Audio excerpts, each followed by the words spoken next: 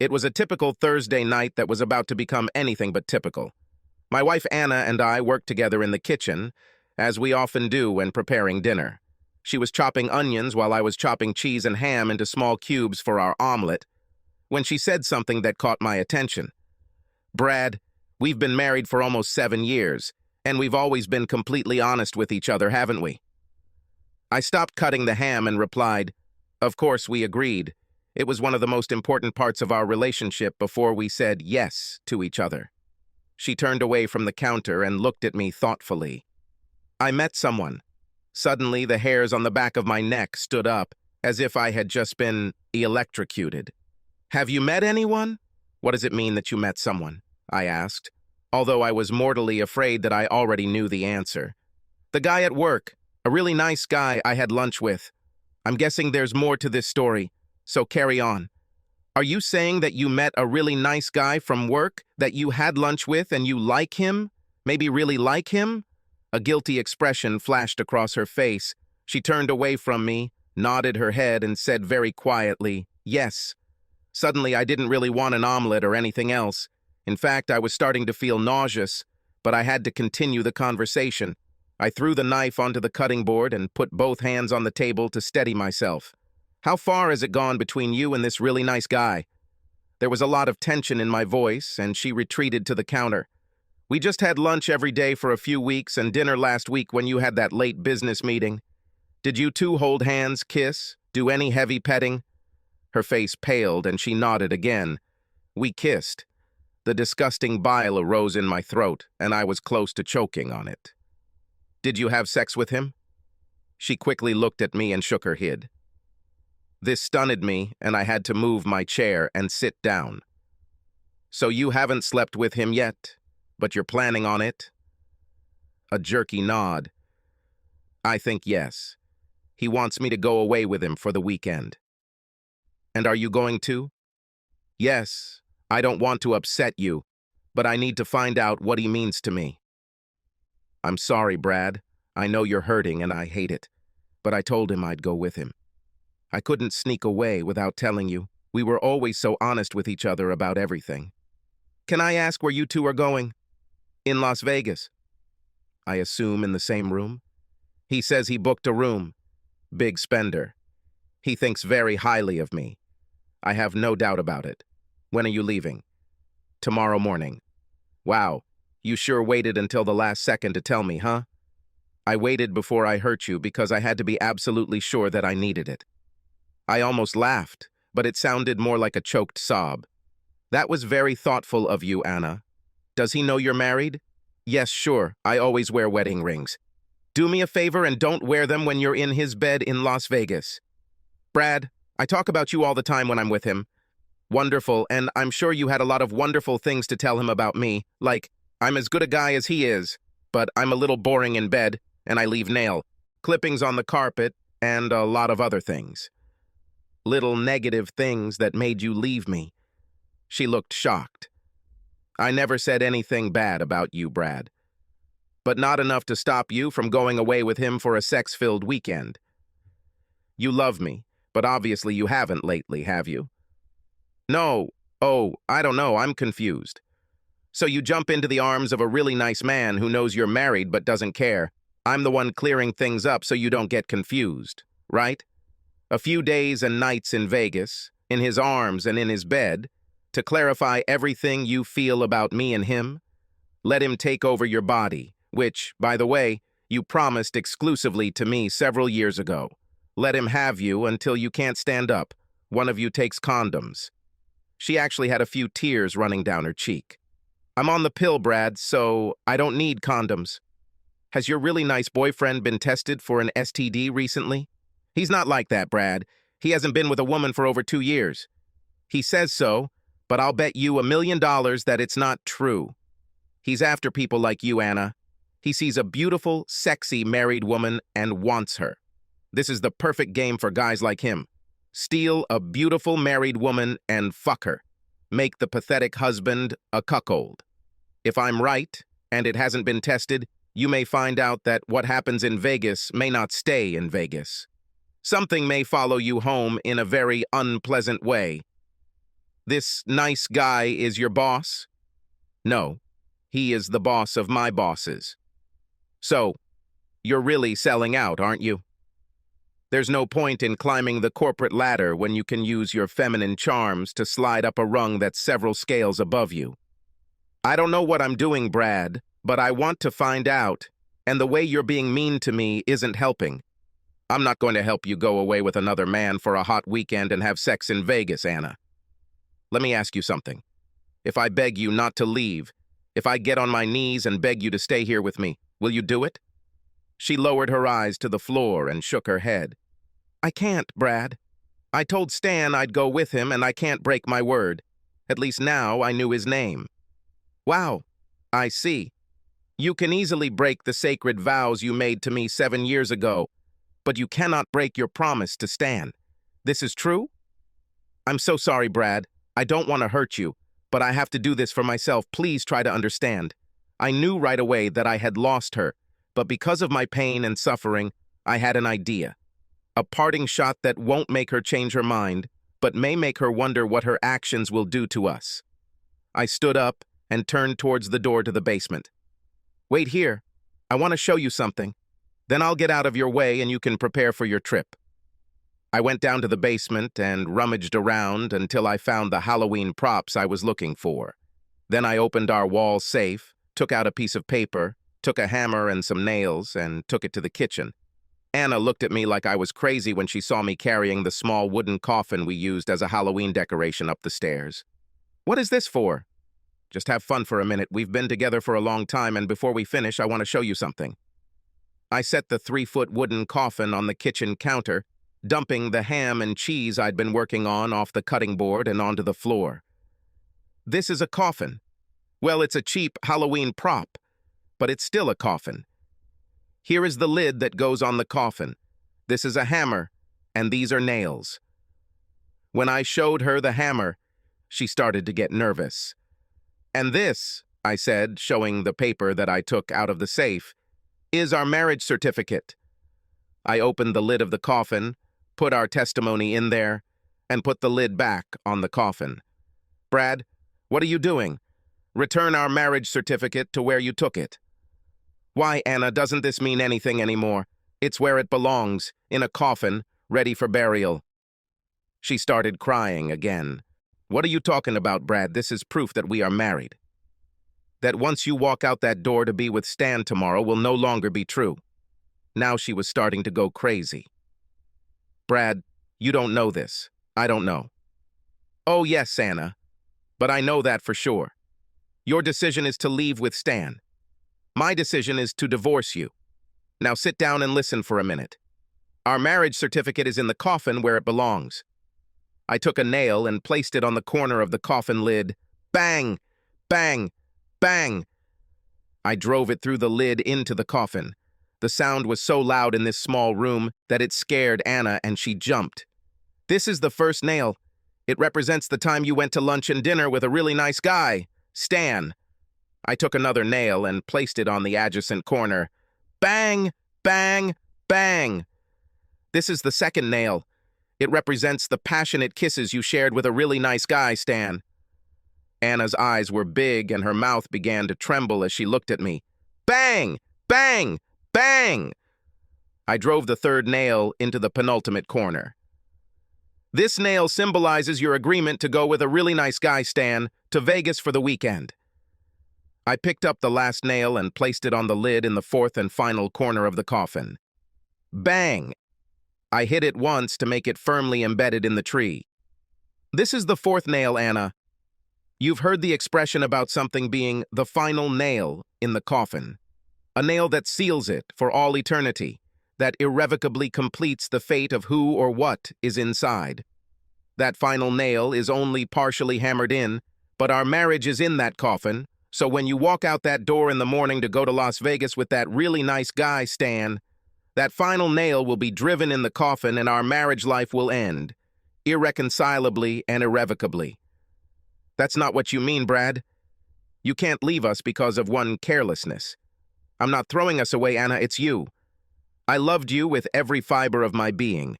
You are the most beautiful, sexiest woman I have ever known, and it has been my honor and joy to have you as my wife for the past 7 years. No, it's not me who's leaving us. If I could, I would climb into that coffin with proof of our marriage and be buried with him. Oh, and just to satisfy my curiosity and drive my dagger deeper into my heart, I have to ask, if I look in the luggage you are packing to take, will I find some sexy panties and bras and maybe a nice negligee that you bought just for this occasion? Anna didn't answer. She just continued to cry quietly, but the look on her face told me the answer. That's what I thought. I'm leaving now. I don't want to be here to witness your latest act of betrayal. I'll come back and get everything I need to get through the next couple of weeks after you leave with Stan. If you have extra time in Vegas, although I suspect you'll be too busy warming Stan's bed to think about anything else, but still, you might want to think about what items in your home you would like to keep. I won't be here when you get back, but my lawyer will contact you in a week or two. I grabbed my jacket, walked out the door, got into the car, and drove away. I had just experienced the worst evening of my life, and I felt dead and completely numb. I had no idea where I was going, and I didn't care. I just needed to get away. I knew I couldn't keep anything in my stomach, so I found a Motel 6 on the opposite side of town from the airport. I didn't want to be tempted to hang out in the relegation area to see what a really nice guy Stan looked like. It doesn't matter, he won, or at least I lost. My cell phone rang several times, and the caller ID told me it was Anna, so I ignored it.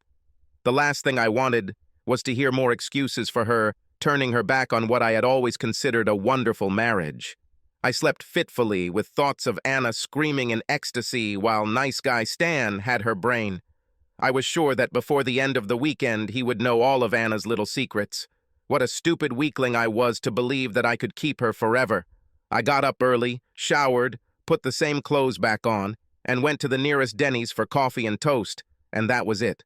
No matter how hard I tried not to think about what Anna was doing at the moment, I couldn't get rid of it.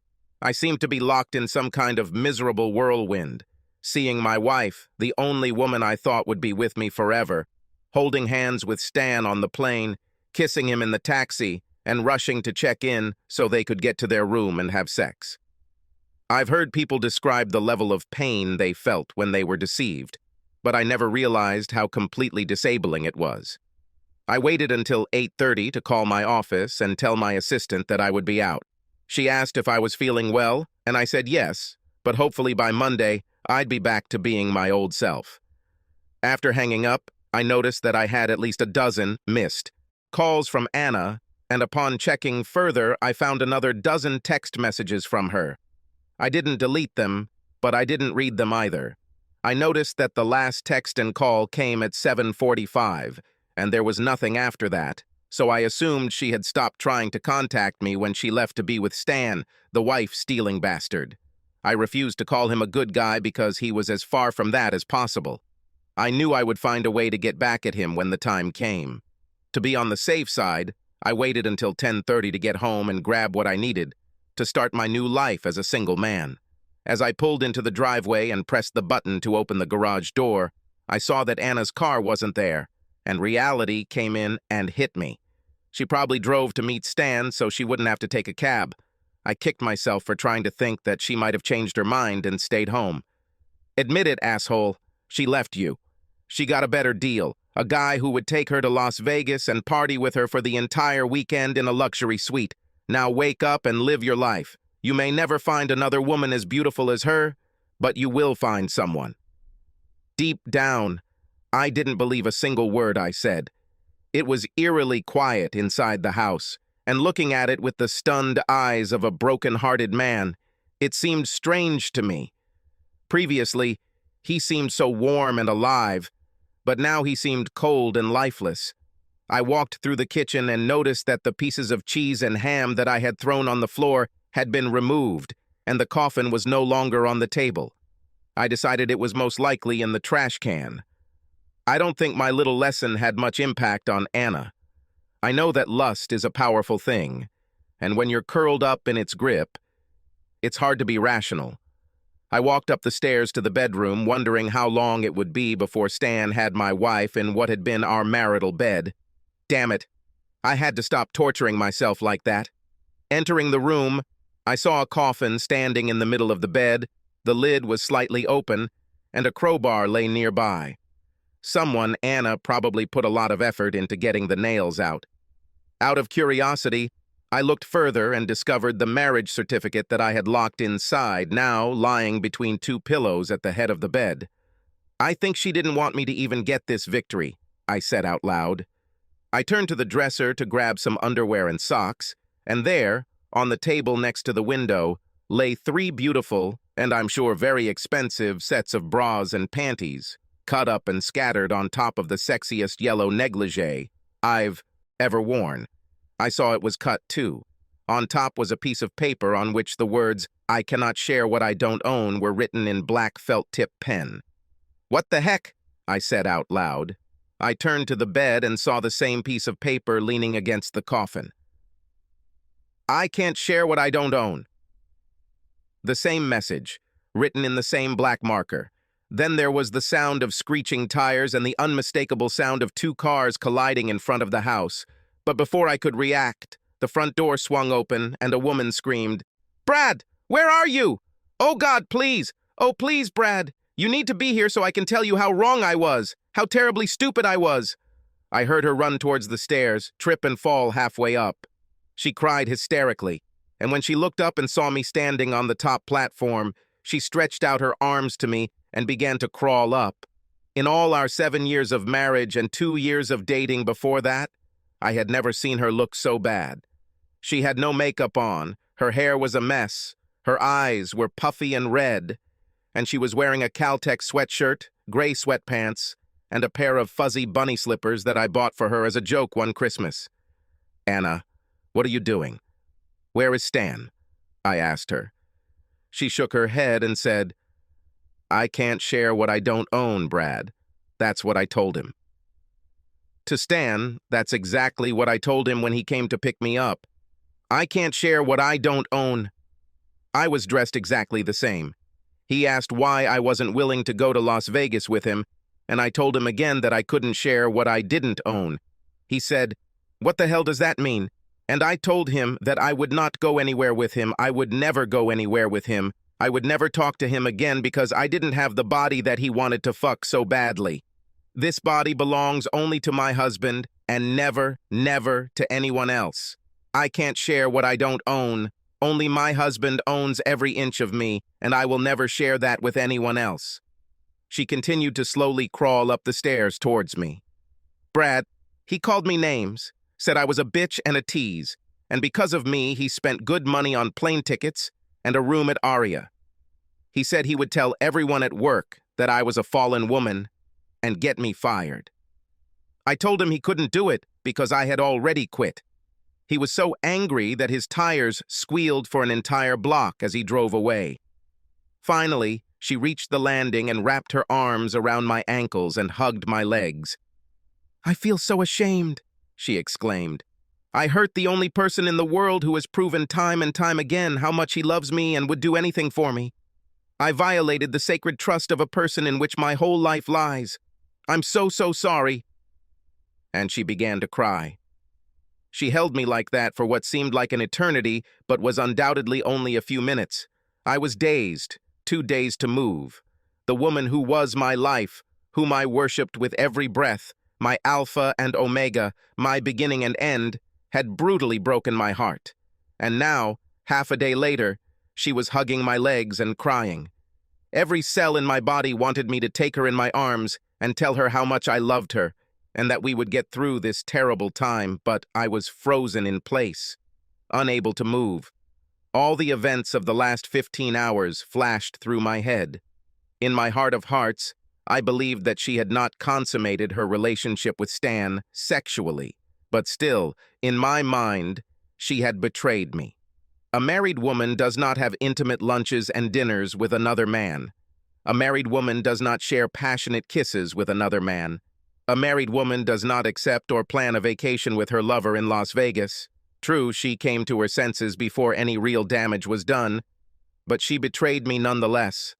I stood and looked at the woman who had been my world until last night, and it was obvious that she was in as much pain as I was. Our marriage was teetering on the edge of a very dark abyss, and I wondered if we had the strength to move forward without falling off the edge. I reached down and lifted Anna to her feet, and we held each other until the sobs subsided.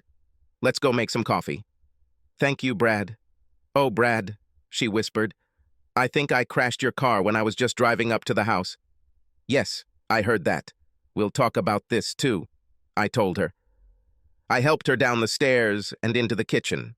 While we were drinking coffee, I asked her, "What made you change your mind? Last night you were so sure you had to go with Stan. What changed?" She looked at me over her cup, her dark eyes red and puffy.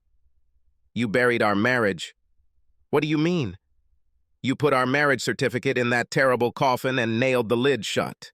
After you left, I went upstairs, but all I could think about was our marriage certificate in this dark, terrible place. Our marriage ended, you buried him. He was in a place where there was no air or light, and he could not get out. And then I began to think about all the wonderful things that testimony had brought us, all that it meant to me. We were a team, so happy when we were together, and I thought about how happy you always made me.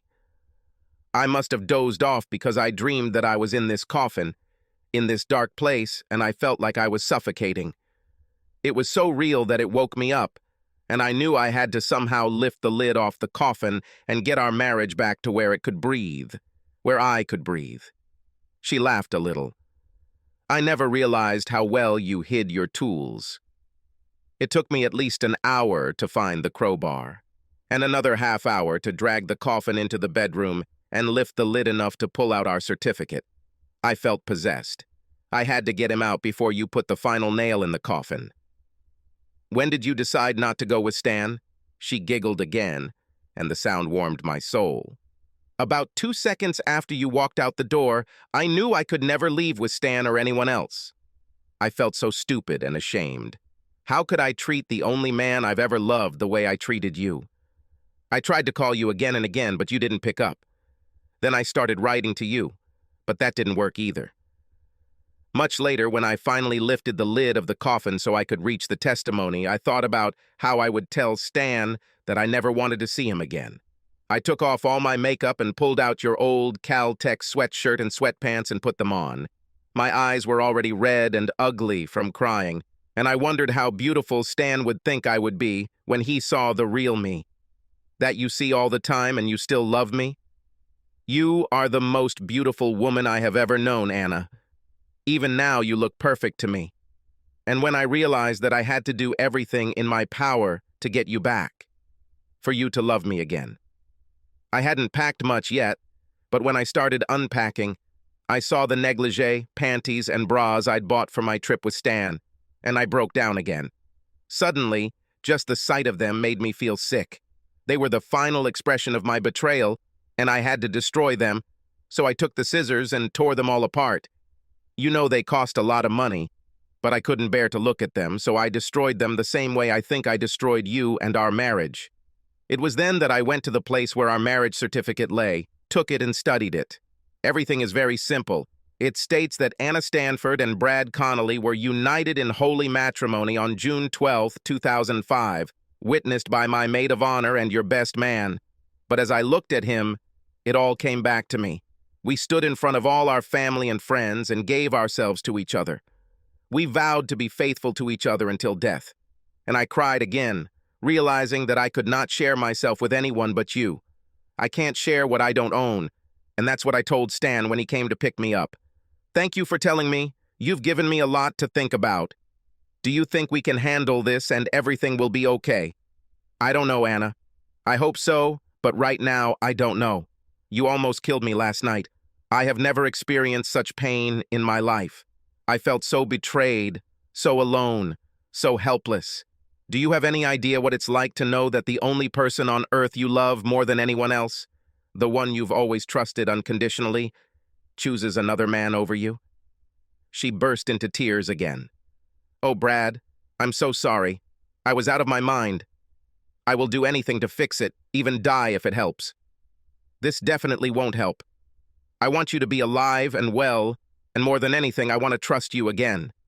It won't be as difficult as it could be because, like you said, we've always been honest with each other. Even last night you told me what you felt. Brad, how I thought I felt. How did you think? How did you feel? So what now, Anna? I don't know about you, but I didn't sleep well last night. And if you don't mind, I'd like to take you to bed with me. I don't know. It may be too early for that. We don't have to do anything, Brad. I just want to feel you next to me, in your rightful place. Her dark eyes were so pleading that I couldn't refuse. Okay, Anna, but don't snuggle. I'm still mad at you. A tiny smile tugged at the corners of her mouth. Whatever you say, dear. And she crossed herself, took me by the hand, and led me up the stairs to our room. Absolutely no nonsense. For several months, everything went as usual. No matter how hard I tried, there were times when that night would flash in my head, and I would become sullen. Anna seemed to sense when such moments happened, and she filled me with love, crowding out all other thoughts. She actually quit her job, and when her bosses in HR wanted to know why, she told them. Yes, she was embarrassed, but she needed to get rid of this feeling.